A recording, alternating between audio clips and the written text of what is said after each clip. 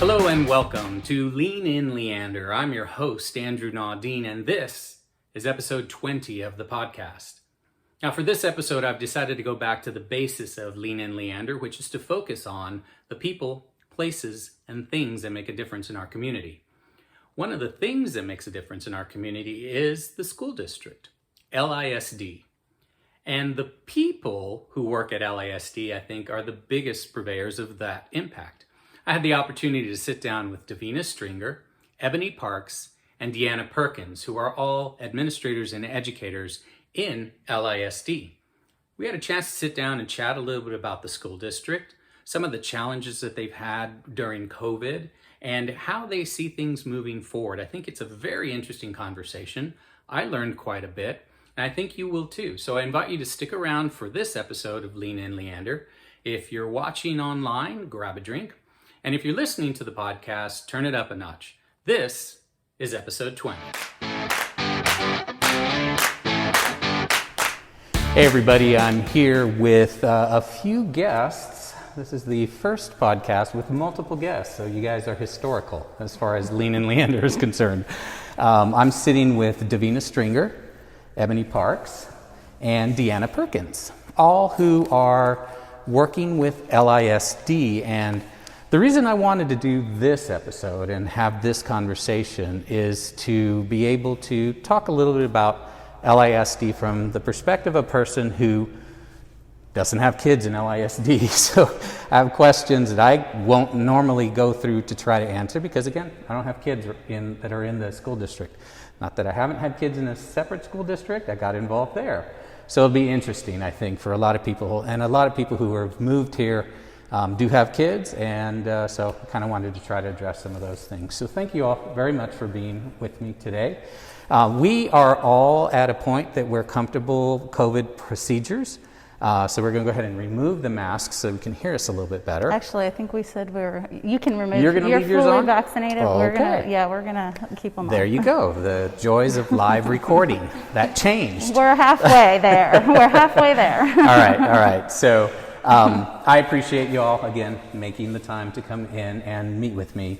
So what I want to do really quickly is just have each of you kind of give a little bit of an introduction to yourselves and just let people know who you are and tell us a little bit about yourself. So we'll start with Davina. Sure. Hi, I'm Davina Stringer. I'm an administrator in Leander ISD. I have been in the district, I think I think this is my 7th year. And I taught for one semester in Leander, previously taught in Lake Travis, 4th grade and special education, and just happy to be here and learn from these amazing ladies and share a little bit about my journey. Great. I'm Ebony Parks. I'm also an administrator here in Leander ISD. This is my 4th year in the district. I am a military spouse, so I am from all over and have had experiences in education in places like Nebraska, Puerto Rico, Chicago. So I've kind of been all around, but I'm excited to be here and talk through kind of what we're doing here in Leander ISD. I'm Deanna Perkins, and I come from Katy, Texas. I am a Latina born from a Cuban refugee and a Puerto Rican dad. I moved to the Cedar Park area. Let's say I moved to the Austin area to go to college and to go to UT. I graduated from Southwest Texas, which is now Texas State, and I actually didn't get my degree in teaching. I got it in mass communications. So I got my certification through through Region 13, and I've been here. This is my 16th year teaching. I am a 4th grade teacher. I teach English, language arts, and social studies this year. And all 16 of my years have been here in Leander. Wow. Excellent. So we kind of went through the first 3 questions really quick.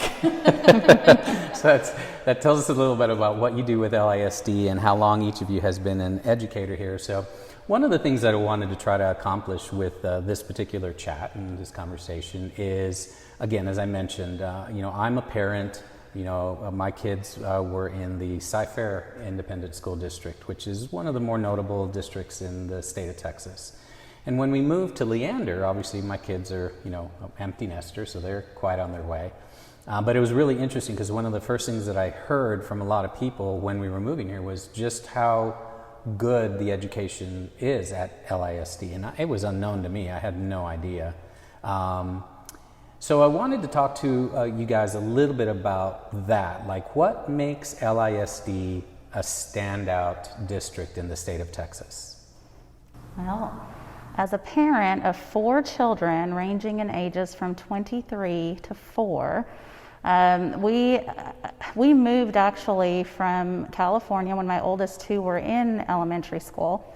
So they got to transition while they were young. And I will say that there were a lot of differences moving from California. The amazing things were that Leander had buses, Leander had specials, which is PE, music, performing arts, and library. Leander had just a rich curriculum and a lot of diversity, which doesn't sound, moving from California, you might not think so, but we stopped in Lake Travis for a few years too. So moving from Lake Travis to Leander, we did that intentionally because my oldest really needed a more diverse culture. So we ended up at Running Brushy Middle School. It was the most amazing experience for her. As a middle schooler there, she said to me one day when she came home from school after her first week, "Mom, I don't understand how they can make it to where there's no bullying in a school." And I think what it was is just the culture of the middle school at that time. And I haven't, been at the middle school recently, but she just described, no place for hate, C squared, things that she thinks maybe were attributing to that culture. So that was our experience as a family. Interesting. Yeah. Ebony, did you also have children, or do you have children in L.I.S.D. currently? Yeah, I have a 6th grader who's actually on campus with me, so that's fun for him. And I have a 3rd grader. And like I said before, we're a military family, so my son's first experience with school was in Puerto Rico. And so when he came here as a 2nd grader, he was very excited to meet new friends, and even on our way here, that's what we were told, like, you're moving to the Austin area, you need to get into the Leander ISD school district. So my husband actually worked behind the airport, and so he made that long trek every day because we were told, like, this is the campus, or this is the district for us. And so we've been pleased with our experience. Our students are thriving. My son's in band. He wants to run track. My daughter is well on her way to be someone's star. She loves theater and choir and all those things. And so, as Davina said, I think having those specials and those opportunities, the access that's here, is amazing for our students.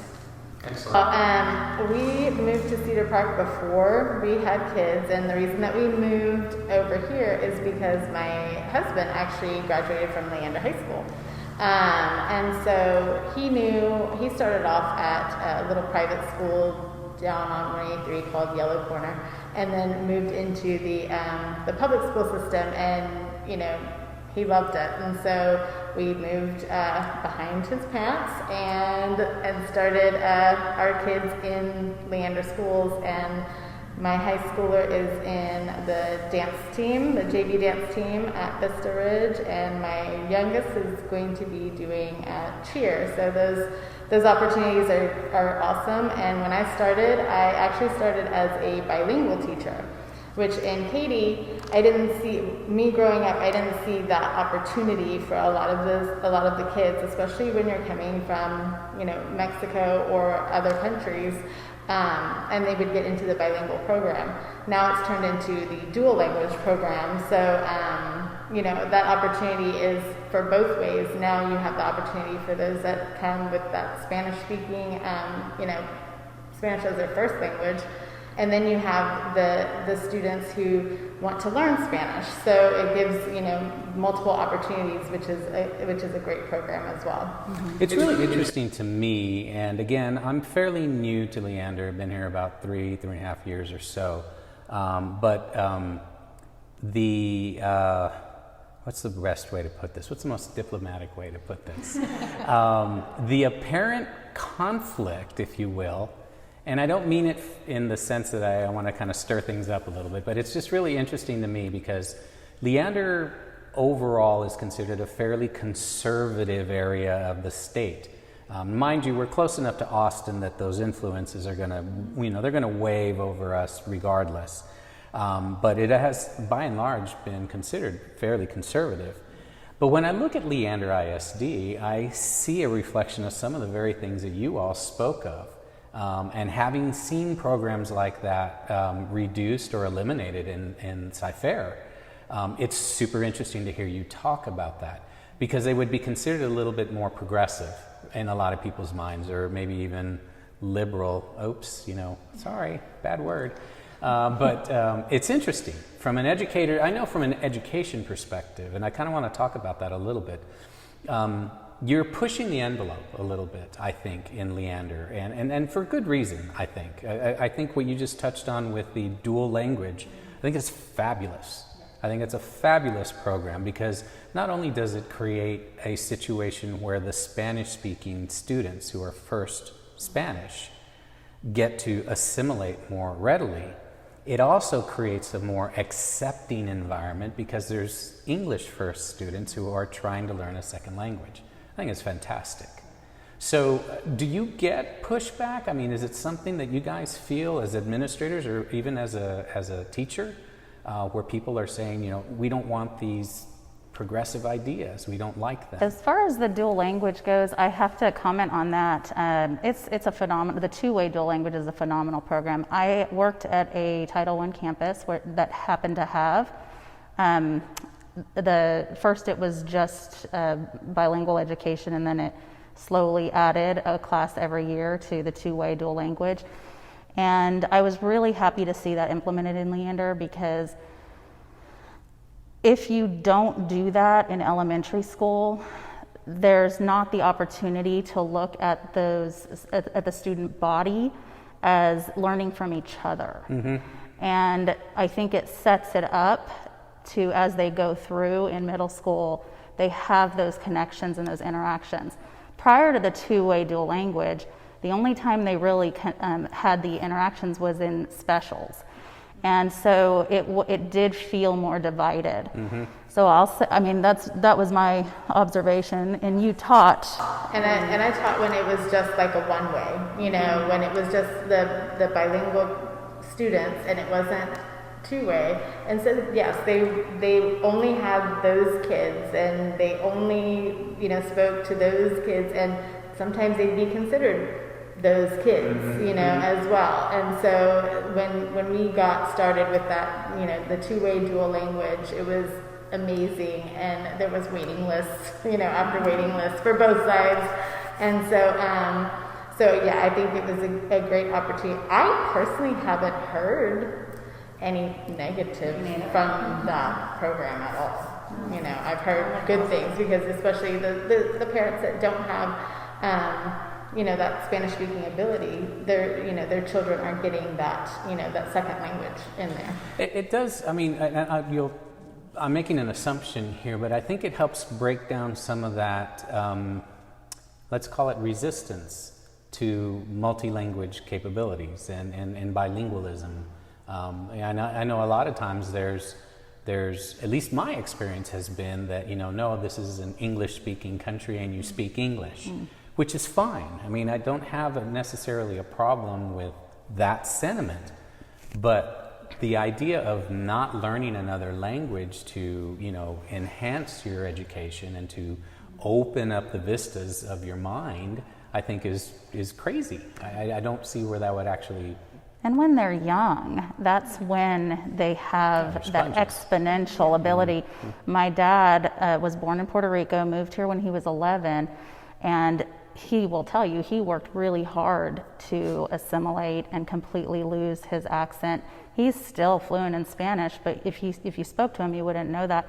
And he never spoke to us consistently in Spanish. Mm-hmm. So as an adult in high school, college, I tried my hardest to learn. It's just not the same. No, I agree 100%. Yeah. It was one of the things that I did with my children, was because my father was an immigrant from Mexico. I'm first generation American. We spoke Spanish at home, primarily English, but we spoke Spanish at home. I probably am the most fluent of my siblings. But for my kids, my wife's from Ohio. She doesn't know Spanish, obviously. So I wanted to make sure that my kids had at least the opportunity to hear the language. And while they were small, all of my nannies and caregivers or whatever, they were all from Guatemala, El Salvador, Mexico. And I had them speak Spanish in the house. I was like, look, if I'm here, speak Spanish. Only when my wife comes home, switch to English so she knows what you're saying. Mm-hmm. Otherwise, she'll think you're doing something evil. I don't know. There was a rule in my house growing up. I had to speak Spanish. Even though both my parents were bilingual, I had to speak Spanish in the house so I wouldn't forget it. What a gift. That was one of the things. Now, I kind of did my kids a disservice, and I didn't. Right. I feel the same too about my own daughter. So she was 18 months when we moved to Puerto Rico, and so her daycare experience was everybody spoke Spanish around her, and so moving back here, she quickly lost it because she wasn't practicing it as often. And I don't think as a parent I did a good enough job of seeking out those programs that would help her do that. And she still has the desire. So at home, we practice certain things up to my ability because I'm not fluent, but I can be conversational. And so we continue that. But we have a district that provides opportunities for that. I will say the one thing that gives me pause a little bit is as we continue to grow, and we start changing our dividing lines, we have to consider those kids who are coming from those campuses that have the dual language program and ensure that they have transportation to get to those. We have some students at my campus who came from a campus that was dual language, but they're outside of the line for another middle school that has that program. And I think as we grow and each of the middle schools are getting that opportunity, we do have to consider, are we still accessible to those students who've had that up until now to ensure that they don't lose that. So I want to make sure that as an administrator, I'm speaking out for my students and continuing to have that. I think our parents are super accepting of it and really want to see their kids thrive. I think everybody would be grateful if their kids walked out of our middle school and high school knowing a second language. At the middle school level, we offer AP Spanish 4, so we have students on our campus who can leave 8th grade with college credit, and parents thrive on that. And so I think it's really important that we continue to push in that direction, because that's what's going to push our kids into the workforce and make that difference. See, and I'm sorry, you say that, and at Henry, they took away a Spanish option. They started 6th grade was a Spanish, and then you get your second one in 8th grade. Now there's no 6th grade option. It's just a basic Spanish in 8th grade. So the different campuses having. Well, I don't think any middle school campus at this time has a 6th grade option. Yeah. I think it's that 8th grade is either you're taking Spanish 1, which is high school credit, right, or AP Spanish 4, which is college credit. Yeah. So that's what I was going to ask a minute ago, just to clarify. This program specifically that we're concentrating our conversation on right now, is not available at every campus, or is it available at every campus? It's based on the population of the campus and how many students we have in that particular home language, where they would create a program based on that percentage. So it is somewhat done by demographics then? It is. Okay, okay. Do you think that that's maybe short-sighted? Maybe it should be offered at every campus. There are so many things that we would want to have. Yes. And the more I learn, the more I understand that we have such finite resources. And unfortunately, that's the reality of it. And can we get better with less? I think that's the theme right now, because we are talking about budget deficits due to COVID and going into next year. because of low enrollment numbers this year and how that impacts our budget for next year. So we could get creative and do things, but unfortunately we're a huge district and these programs are costly. And Right.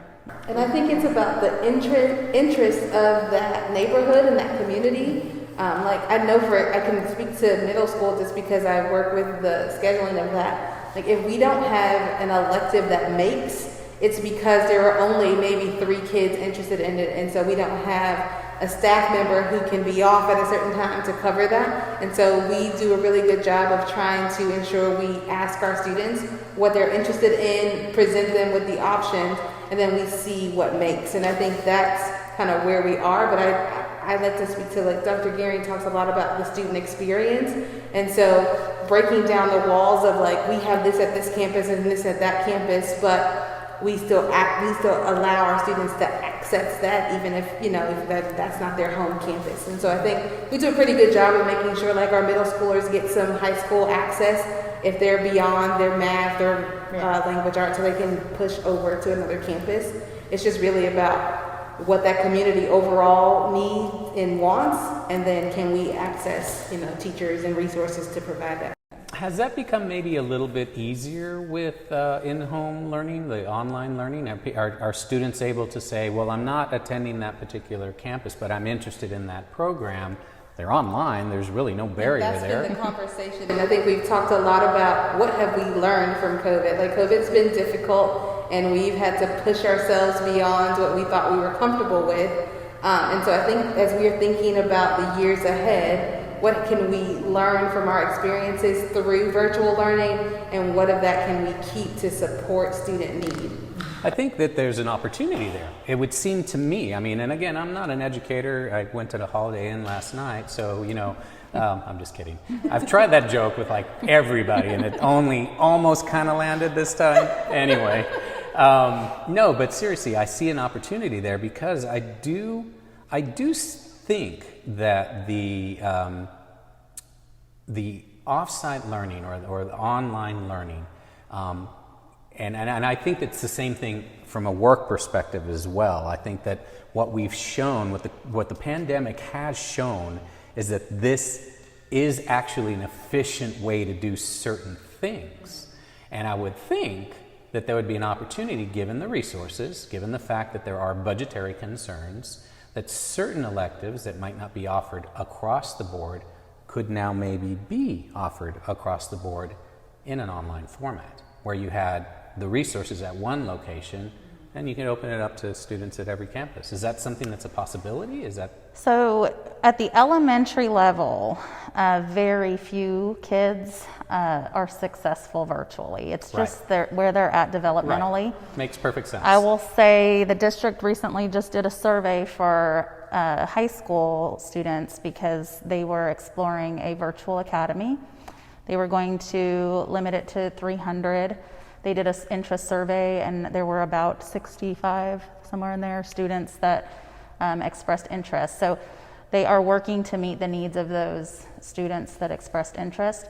And TEA hasn't given any guidance for next year as far as, you know, they're saying it would be a normal year and not offer the virtual. We were given, the districts in Texas and, you know, other states were given the ability to do virtual because of COVID for this year, but that hasn't been extended outside of, you know, establishing an academy. And that. let me ask, I mean, are those conversations that you're maybe having at the district level? Mm-hmm. I mean, obviously, I think one of the unfortunate things is that at the state level, and what I've seen from TEA over the years, is just glacier-like movement, okay? It's not that the districts don't have these ideas and don't think to progress things and move it forward. They're a little bit more nimble than the state is as a whole. That's been my experience in the past.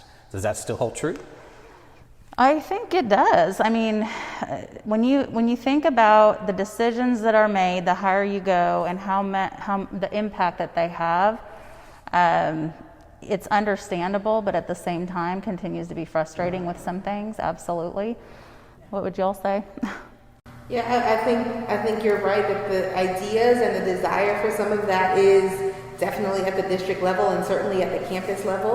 I think it is really waiting for that permission, and a lot of what we do is tied to funding from the state, and so we have these parameters by which we have to live. And so I think it's about the creativity of a district and being able to offer things that they know their community wants and needs, but still, live within those guidelines. Help me understand that funding mechanism a little bit better, because Help me understand. because I'm curious. I mean, one of the things that I wrote down when I was doing a little bit of just, nosing around and kind of seeing what topics people might be talking about in the city, I did touch on tax rates, and people were breaking down the tax and how much of a percentage of the tax comes from L.I.S.D. and a percentage comes from this, that, the other. And I know, at least I think I'm right, the highest percentage of your homeowner tax, or the taxes that are lumped into that one bucket, if you will, the biggest percentage does go to L.I.S.D. here in Leander. So it seems to me, when you have a community that's growing at the rate that this community is growing, that your revenues are obviously going to increase as a result of that, just because you have more students. I can see where COVID might impact that, and obviously there's, that you have a little bit of hockey stick because of that. But it's interesting, because where does the money go if it doesn't just stay here? I'm like, not just. I don't think that any of us are qualified to comment on the district budget, so I would love to be able to, talk to you maybe some other time about that, but this is not our wheelhouse. Let's take a broad stroke there and just say, okay, so you're sharing some of that revenue across the state, then maybe. Is that a little bit more of a accurate That would be fair to representation? say. That's a fair statement? Can I tell you how much, I don't know enough to tell you how much. And that's fine, Yeah. that's fine. So we're contributing to other districts around the state of Texas, all through the TEA, and they're taking everybody's revenue in and they're sharing it across all of the various districts, which I could understand, because there's some districts that would need the help, and they need to be uplifted a little bit financially, as opposed to an area like Leander, which is a little bit more well-to-do overall. I think overall, it's not it's not. We are a pretty affluent district. Right. When you look across Leander ISD, there are pockets of higher need, and I think that the district is working toward meeting those needs. I think that kind of leads into the conversation of, what is moving that needle. And, this year we had to invest a lot of money in technology, and the whole, just in order to get everyone on the Wi-Fi and those kids at home, making sure that that they have devices. And so I know that a lot was invested in making sure that they could be taught. Did you find that? Maybe this is not a fair question. If it isn't, feel free not to answer. Did you find that was equitable? Absolutely. That the technology was equitably distributed to the students? Yes. Absolutely. It was, as far as I understand, it was open to everybody. There was not a child we turned away. We made sure that we did outreach. If there were students who were not connecting through the virtual learning, we made phone contacts and home visits to ensure that we were giving them what they needed to be successful. And if there were anything that we could do to support that, including hotspots and that sort of thing, we worked really hard as a district to ensure that, hey, you need a device, not a problem. No, not many questions are asked by that. So I think we did, it was pretty equitable, 100% equitable if you ask me. Was there any kind of, did you see any dip in participation overall? I know that the online learning is more difficult for certain people. Everybody learns a little bit differently. There's different ways. Some people are more visual, some people are a little bit more hands-on. And so the online thing really kind of, everybody had to kind of work the same way almost. Was there did you see it? Because that's a conversation that we have now. You hear it on the news. And people are concerned about the education and the year plus that kids have not had their normal school days. As a teacher, as someone who was on Zoom for a while and then went into in-person, I could see some kids that weren't connected, but then there were some that were just super connected and doing great and, on point. Even coming in person, you can still see those same kids can get distracted, and so it also has to do, some of those kids have a home life that might not be conducive to virtual learning. And so getting them in person, like their parents are like, as soon as they can go, they are going, right? But then some have that access and they're at home and they're doing great. And, my oldest daughter right now, everyone started virtual. She went in person as soon as she could. She went for a while. She was in high school.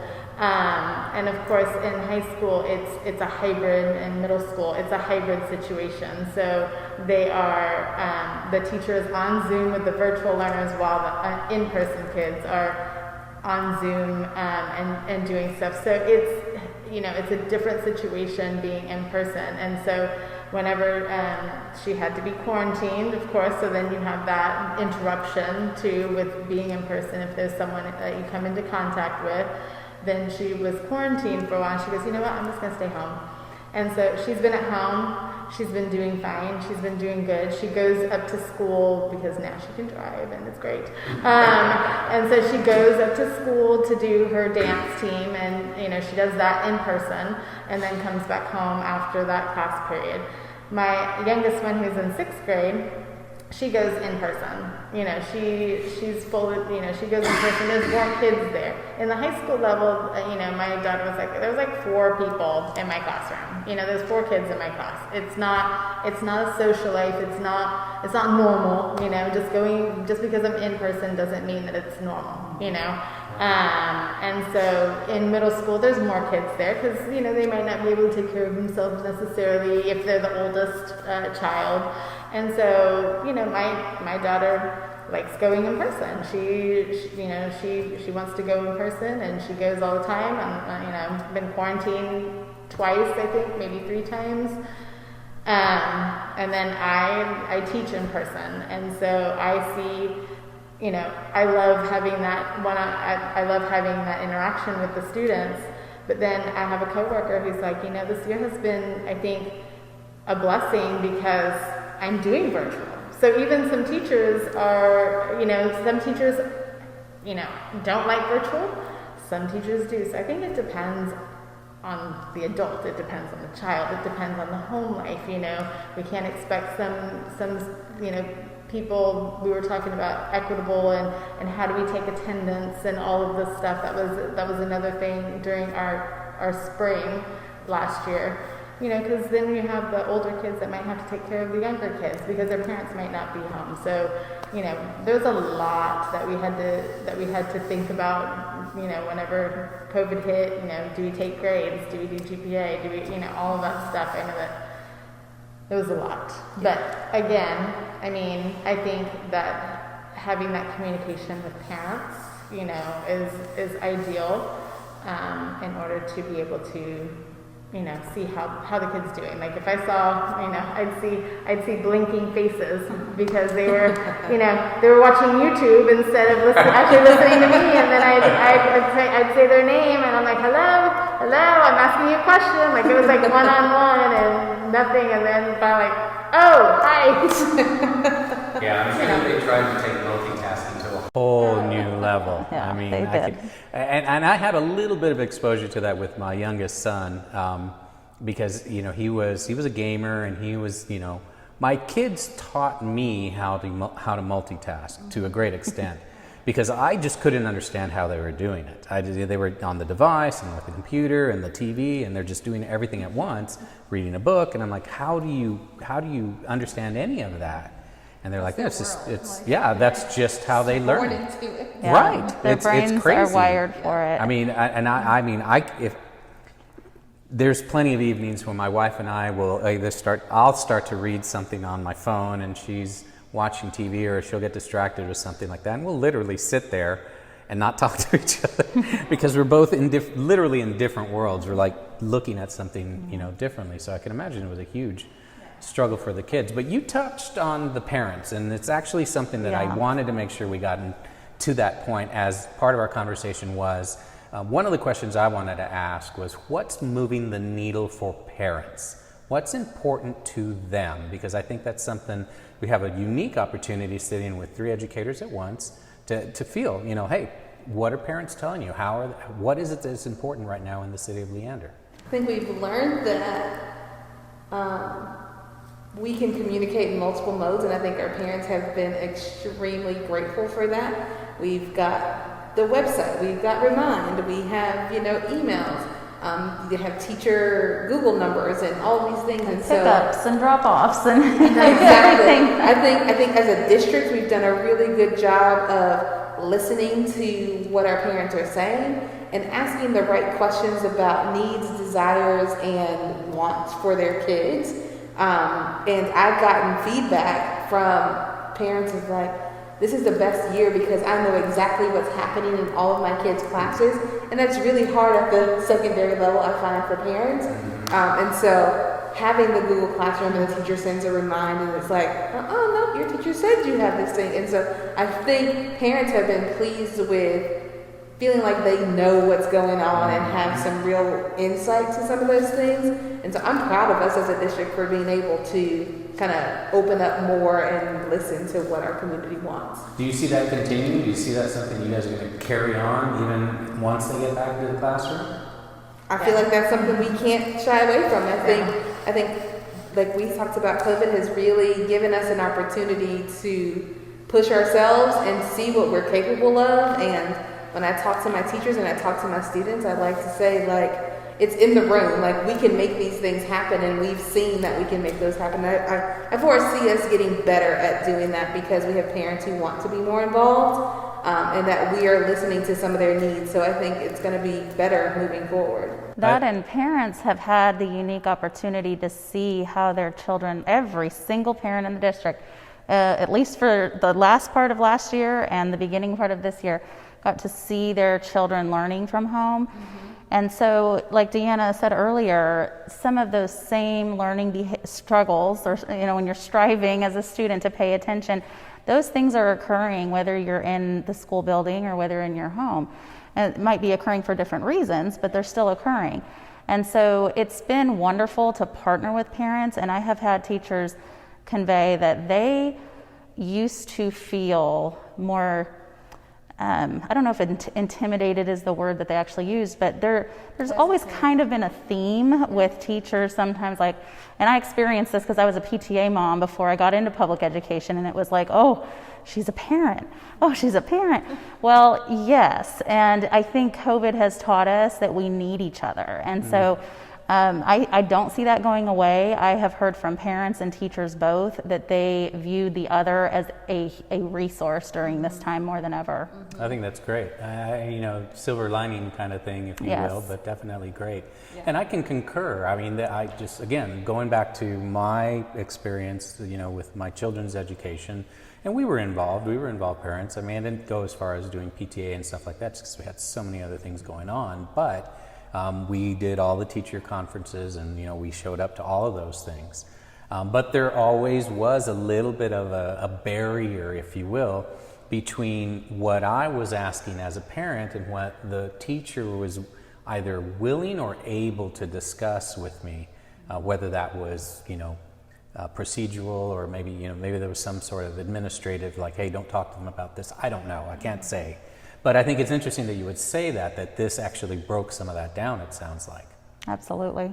Interesting. I think we need each other, and this just made it more evident, Well, they say it takes a village. It does. I think we're a large district too, but we're also very family oriented. Like, my kids play volleyball with my, you know what I mean? And so we see each other at church or outside of school, and so we have those connections. And so I think students also know, like, I need to pull myself together because she sees my mom at Sunday school, and you know what I mean? And so as big as we are, we're still very close-knit, and I think that we have all these interconnected outside activities that keep us grounded and connected with our families. And I think it keeps us accountable to each other too, and most of all, accountable to the students, because they're the ones who benefit in the end from all of us.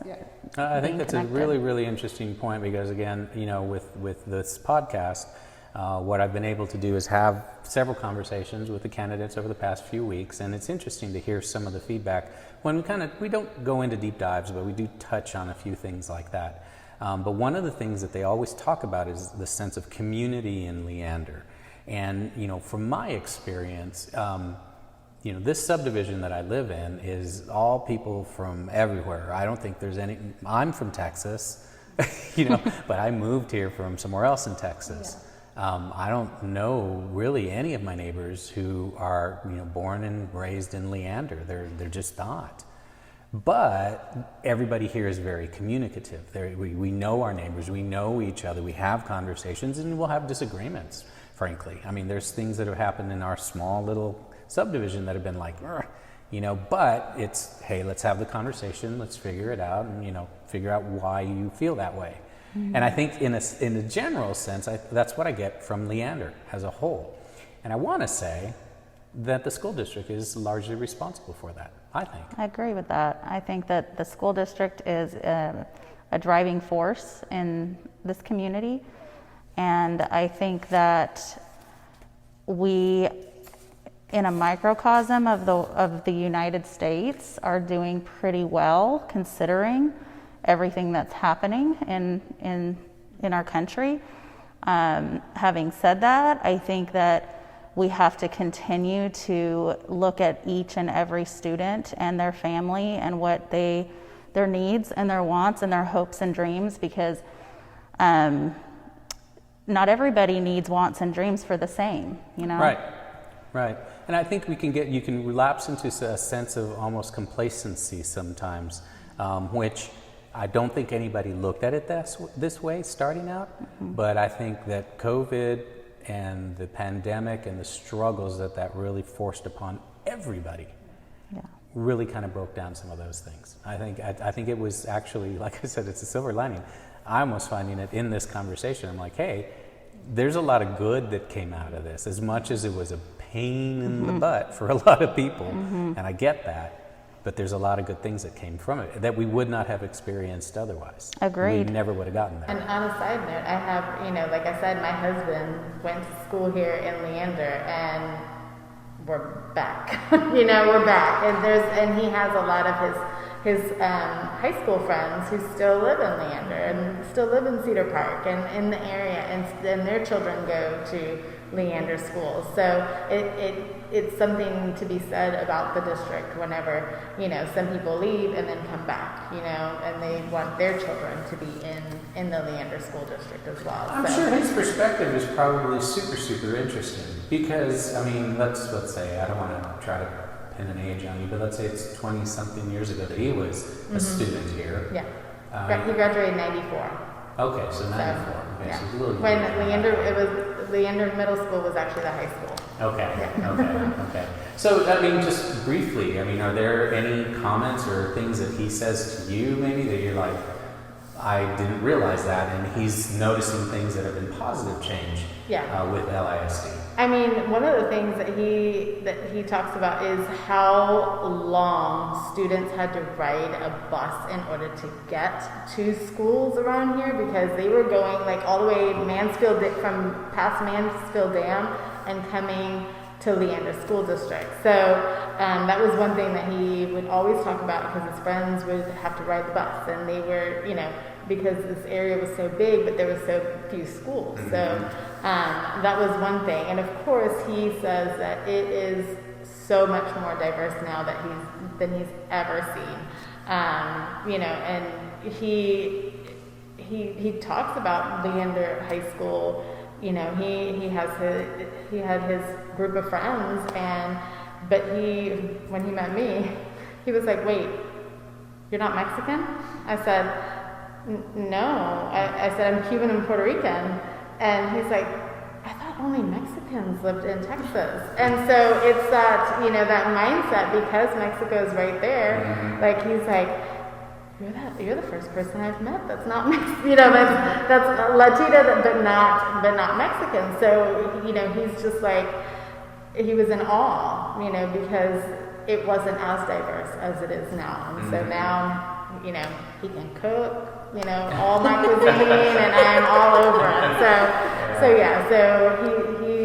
he's learned a lot about Puerto Rican food, and we went to, we go to Puerto Rico, but, he sees how diverse it is, now in our district, and, based off, like I said, about 20 years ago. Well. It's changed a lot in 20 years, for sure. I mean, it's changed a lot in just the 13 years I've been here. And I think it's going to continue to change. I think that, being such a high growth area, that we can look forward to even more diversity. And I think that we're doing a great job, again, connecting with families and trying to meet those needs. Mm-hmm. I want to make this one little last, question / statement, and then we'll kind of end on that. And I appreciate all of you so very, very much for taking the time out. I know you got, you probably got some stuff he's cooking at home right now or whatever, No, my wife was like, we've got some pizza. I'll just throw it in the oven. I'm like, all right, that's fine.